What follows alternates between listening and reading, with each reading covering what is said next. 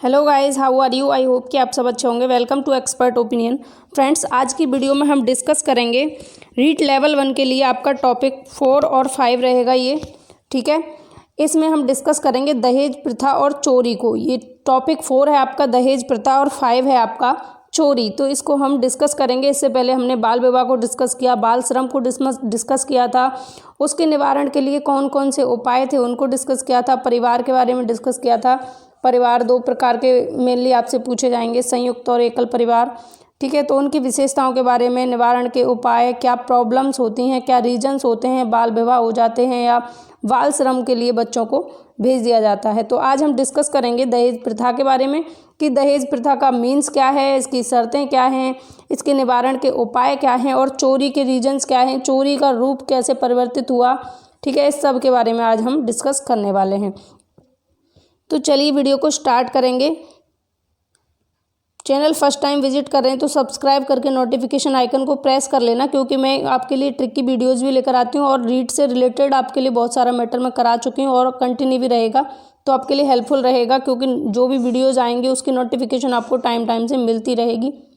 Topic 4 है यहाँ पर दहेज प्रथा और हैंड रिटन नोट्स होते हैं। फ्रेंड्स, आप जो लोग पुराने जुड़े हुए हैं उनको पता है कि बिल्कुल हैंड रिटन नोट्स और फैक्ट चीज़ें आपको यहाँ पर बिल्कुल फ्री ऑफ कॉस्ट प्रोवाइड करती हूँ मैं।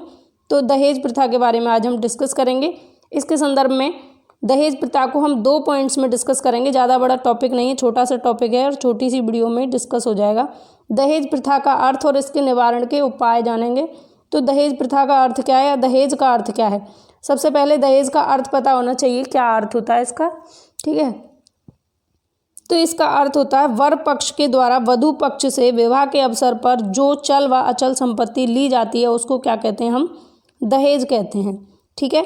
छोटी सी परिभाषा है, इसको आप ध्यान रख सकते हैं। कॉमन चीज़ें हैं कि जो वर पक्ष होता है, लड़के वाले जो होते हैं, उनके द्वारा लड़की पक्ष से विवाह के समय, विवाह के अवसर पर जो चल और अचल संपत्ति ली जाती है उसको दहेज कहते हैं। दहेज में चल संपत्ति भी होगी और अचल संपत्ति दोनों होंगी, ठीक है। आगे है लड़का पक्ष के द्वारा लड़की पक्ष से विवाह के समय कुछ आवश्यक शर्तों को पूरा कराना। चल या अचल संपत्ति मतलब दोनों तरीके से आप जान सकते हैं कि विवाह के अवसर पर कोई भी चल या अचल संपत्ति की डिमांड रखी जाती है, वो क्या है, दहेज है। या लड़का पक्ष के द्वारा लड़की पक्ष से विवाह के समय कुछ आवश्यक शर्तों को पूरा कराया जाता है, चल और अचल के रूप में, वो क्या है, दहेज है। और फ्रेंड्स, ये जो दहेज है, दहेज प्रथा है या दहेज है, इसके संदर्भ में आपको बता दूं सिर्फ लड़का पक्ष ही दोषी नहीं होता, बल्कि लड़की पक्ष भी दोषी होता है। इसमें अगर कोई दहेज लेता हुआ पाया जाता है तो भी अपराधी है और दहेज कोई देता हुआ पाया जाता है वो भी अपराधी है। दोनों ही अपराधी होते हैं जब इस चीज़ का पता लगता है, ठीक है। क्योंकि दहेज प्रथा क्यों ख़त्म नहीं हो रही हमारे देश से, इसका बहुत बड़ा रीज़न ये है कि कहीं ना कहीं लड़की पक्ष वालों में भी कोई सुधार नहीं है। जिन लोगों के पास में धन है वो अपना देते ही हैं, तो उनकी वजह से दहेज प्रथा का चलन आज भी बना हुआ है। क्योंकि समाज में अच्छे लोग भी हैं, बुरे लोग भी हैं, सभी लोगों से मिलकर समाज बना है।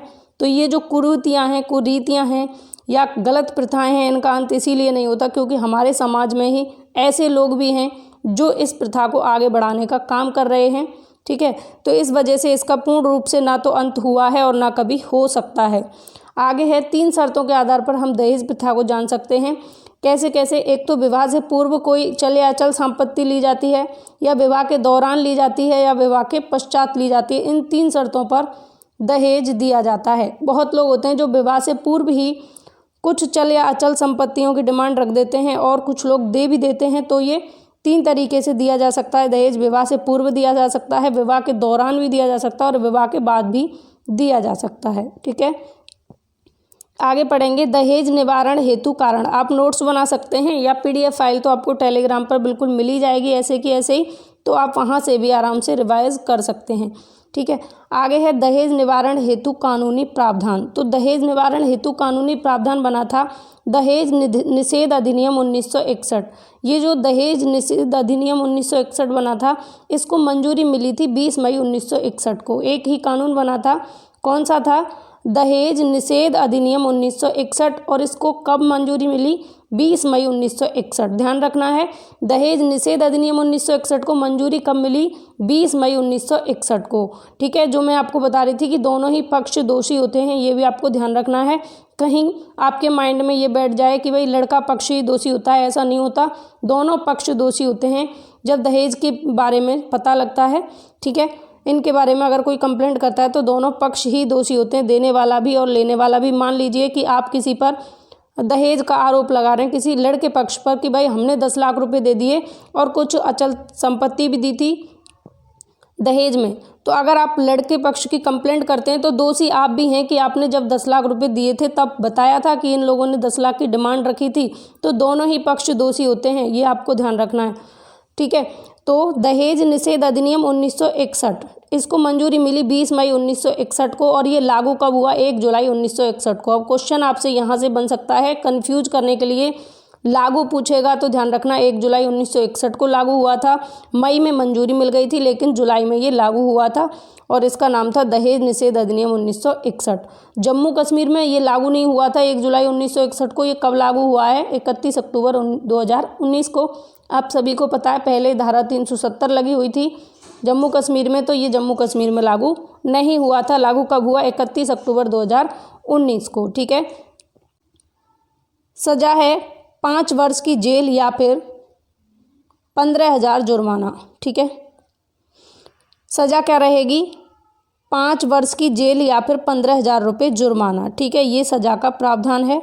आगे बढ़ेंगे और बात करेंगे दहेज के लिए आईपीसी 1960 में प्रावधान। अब यहाँ पर हमने कानूनी प्रावधान जान लिए थे कि कानूनी प्रावधान में सिर्फ एक ही कानूनी प्रावधान बना था, वो क्या था? दहेज निषेध अधिनियम 1961। अब आपसे आईपीसी की धारा पूछ सकता है, तो दहेज के लिए आईपीसी की धारा 1960 में क्या प्रावधान था? इसमें एक इम्पॉर्टेंट है, क्या है ये ध्यान रखना है, आईपीसी की धारा 498A पूछा जा सकता है। वैसे इतना इम्पोर्टेंट नहीं है, सबसे ज़्यादा इम्पोर्टेंट जो था वो मैं आपको बता चुकी, इसमें आप कंफ्यूज नहीं रहेंगे। 1961 इसका नाम था, 20 मई 1961 में ये मंजूरी मिली थी इसको और 1 जुलाई 1960 में ये लागू हुआ था। ठीक है, अब यहाँ पर है दहेज के लिए आईपीसी की धारा 1960 में प्रावधान। आईपीसी की धारा 498 क्या कहती है कि विवाह के बाद किसी पुरुष के द्वारा यदि किसी महिला को प्रताड़ित किया जाता है या किसी भी तरीके से परेशान किया जाता है तो उसे 3 वर्ष की सजा या 1 लाख रुपए जुर्माना देना पड़ेगा। ठीक है, ध्यान रखना, 3 वर्ष की सजा या 1 लाख रुपए जुर्माना। ठीक, वो यहाँ पर 5 वर्ष की सजा थी दहेज निषेध अधिनियम 1961 के तहत, लेकिन यहाँ पर 3 वर्ष की सजा है और 1 लाख रुपए जुर्माना है 498A के अकॉर्डिंग आईपीसी की धारा। नेक्स्ट धारा है 304B, ये 2 ही धाराएं बनी। 304B क्या कहती है? विवाह के जो इम्पोर्टेंट हैं, ऐसे और भी हैं लेकिन वो इतने आपके लिए इम्पोर्टेंट नहीं है। धारा 304B कहती है कि विवाह के 7 साल के अंतर्गत अगर किसी असामान्य परिस्थिति के कारण किसी महिला की मृत्यु हो जाती है तो उस केस में उसके ससुराल वाले दहेज का मामला दर्ज कराते हैं। तो ये प्रावधान रखा गया धारा 304B में। ठीक है, जैसे विवाह के 7 साल बाद कोई ऐसी असामान्य परिस्थिति आ जाती है, जैसे आप देखते हो कोई आग लगा के जल जाना किसी महिला का, या और भी कोई असामान्य परिस्थिति जिसमें किसी महिला की मृत्यु हो जाती है, तो उस समय केस में उसके ससुराल वाले दहेज का मामला दर्ज करा सकते हैं। आगे है देखिए, रिवीजन के लिए मैं आपको बता दूं तो मैंने बाल श्रम डिस्कस किया था, जो आपको ध्यान रखना, बाल श्रम 1986। ठीक है, बाल विवाह को डिस्कस किया, बाल विवाह 2006। दहेज प्रथा को हम डिस्कस कर चुके, दहेज निषेध अधिनियम 1961 को, और उसके बाद में हमने चोरी डिस्कस करना है जिसमें आईपीसी की धारा 378 से 462 तक चोरी का प्रावधान दिया गया है। इसके लिए ऐसे कोई खास कानूनी प्रावधान नहीं है, बस आईपीसी की धाराओं में इसको बताया गया है। इसको भी डिस्कस कर लेते हैं और हमारी फर्स्ट यूनिट यहाँ पर कंप्लीट हो जाएगी। फिर उसके बाद में हम सेकंड यूनिट पर चलेंगे और सेकंड यूनिट में आप सभी को पता रहेगा क्या है और एक चीज़ और डिस्कस करेंगे इसके बाद में, धूम्रपान और नशाखोरी। वो छोटा सा टॉपिक है, बस 5 से 7 मिनट में उसको डिस्कस कर लेंगे। उसके बाद सेकंड यूनिट में हम डिस्कस करेंगे वस्त्र और आवास और व्यवसाय। फिर उसके बाद में बहुत सारे टॉपिक हैं, ऐसे करके हम सभी क्लियर कर लेंगे। अब बात करेंगे चोरी की। तो चोरी क्या है? चोरी का अर्थ क्या है? सबसे पहले ये पता होना चाहिए। Crime against property. ठीक है, संपत्ति के विरुद्ध अपराध, यानी कि आपकी कोई संपत्ति है और कोई उस संपत्ति को धोखाधड़ी से आपसे छीनना चाहता है या चुरा लेता है तो वो क्या है, चोरी है। यानी जो आपकी संपत्ति है उसके विरुद्ध अपराध अगर कोई करता है तो वो क्या है, चोरी है। उस चोरी में आपकी चल या अचल संपत्ति, कैसी भी संपत्ति हो सकती है, ठीक है। और फ्रेंड्स, समय के साथ में चोरी के रूप में भी परिवर्तन हुआ है। कैसे परिवर्तन हुआ है, तो पहले समय की अगर चोरी की बात करें तो पहले टाइम पर व्यक्ति को जो मूल आवश्यकताएं होती थी उनके लिए चोरी करता था, जैसे भोजन, कपड़ा, है ना, इन सब चीज़ों की चोरी करता था। लेकिन आज चोरी का रूप परिवर्तित हो गया। आज लोग भोजन, कपड़ा की चोरी नहीं करते। आज कैसी चोरी होती है, बैंकों को लूट लेते हैं, एटीएम हैक कर लेते हैं या एटीएम चोरी करके पासवर्ड चोरी कर लेते हैं। यानी बड़ी बड़ी चोरियां होती हैं जिसमें भौतिक चीज़ों की ज़रूरतों की वजह से ज़्यादा ये चोरियों का सिलसिला चल रहा है, ठीक है। तो चोरी का रूप परिवर्तित हुआ। पहले चोरी सिर्फ व्यक्ति अपनी मूलभूत आवश्यकताओं को पूरा करने के लिए किया करता था, लेकिन अब चोरी भौतिकवाद की तरफ लोग बढ़ रहे हैं, ठीक है, उसके लिए चोरियां अब होती हैं। आगे है कानून। इसके लिए कोई कानून नहीं बना अभी तक। चोरी के लिए कोई कानून नहीं बना है, कानूनी कोई प्रावधान नहीं है। अगर हम प्रावधान की बात करें तो यहाँ पर धारा 378 से धारा 462 में चोरी के लिए आईपीसी की धारा के तहत प्रावधान किया गया है, ठीक है। ये क्या है, 2 धाराएं हैं बस, ये आपको ध्यान रखनी है।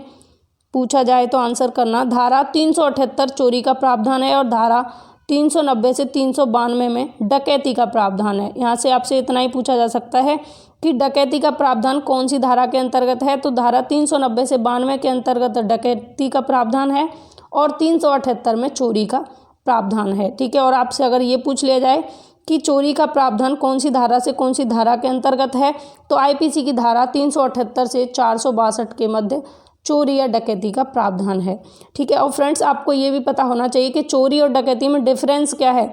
चोरी किसी एक व्यक्ति के द्वारा की जा सकती है, लेकिन डकैती के लिए, डकैती किसका रूप है, डकैती के लिए 4 से 5 लोग मिलकर और किसी एक जगह पर कोई लूटपाट करते हैं या किसी वस्तु की चोरी कर लेते हैं तो वो डकैती होती है, ठीक है। जहाँ पर एक व्यक्ति तक सीमित रहेगा मामला तो चोरी होगी, लेकिन 4-5 लोग मिलकर कोई कांड करते हैं तो वो डकैती होती है, ठीक है। तो फ्रेंड्स, आज वीडियो में बस इतना ही बात करेंगे। इस वीडियो में हम आगे बात करेंगे, एक वीडियो और रहेगी छोटी सी आपकी धूम्रपान और नशाखोरी के तहत, उसको डिस्कस करने के बाद ये हमारा कंप्लीट हो जाएगा। अगर आपको वीडियो पसंद आई हो, हेल्पफुल लगी हो, सारी चीज़ें जो ऑथेंटिक मैं आपके लिए लेकर आई हूँ बिल्कुल फ्री ऑफ कॉस्ट, तो एक वीडियो को लाइक कर दें, उसके बाद में अपने दोस्तों को शेयर भी कर दें ताकि मुझे मोटिवेशन मिले और मैं आपके लिए और बेहतर कंटेंट लाने का प्रयास करूं। इस वीडियो में बस इतना ही, मिलेंगे नेक्स्ट वीडियो में। Bye bye, take care, have a nice day.